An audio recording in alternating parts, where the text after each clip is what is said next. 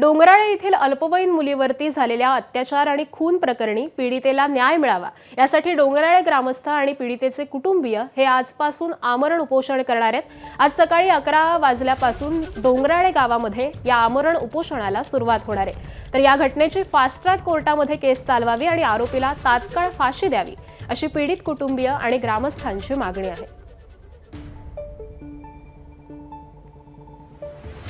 त्यामुळे डोंगराळे अत्याचार प्रकरणी आज हे आंदोलन पुकारण्यात आलेलं आहे।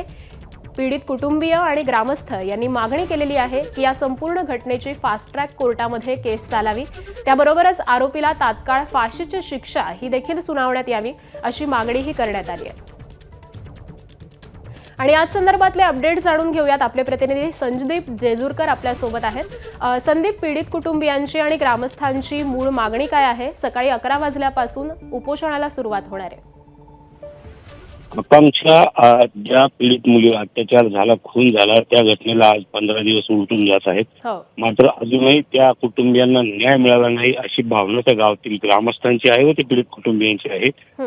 यासाठी त्यांनी जे आहेत या जे काही केस आहे ही केस फास्ट ट्रॅक कोर्टात चालवावी अशी मागणी केलेली आहे आणि आरोपीला तात्काळ फाशी द्यावी अशी देखील त्या कुटुंबियांची मागणी आहे। या संदर्भात जे आहे त्यांनी जी घटना झाली त्या दुसऱ्या तिसऱ्या दिवशी देखील रास्ता रोको करत आंदोलनाच्या हत्यार उपसलं होतं। त्यानंतर विविध महाराष्ट्रातून काही मोर्चे निघालेले होते, काही गाव बंद देखील करण्यात आलेले होते। मात्र अजूनही पीडितेला न्याय मिळाला नाही अशी भावना त्या गावच्या ग्रामस्थांची व कुटुंबियांची असल्याने आजपासून हे कुटुंबीय व ग्रामस्थ आमरण उपोषणाची तयारी करत आहेत। आकांक्षा, अगदी धन्यवाद संदीप, या माहितीसाठी अपडेट जाणून घेऊ।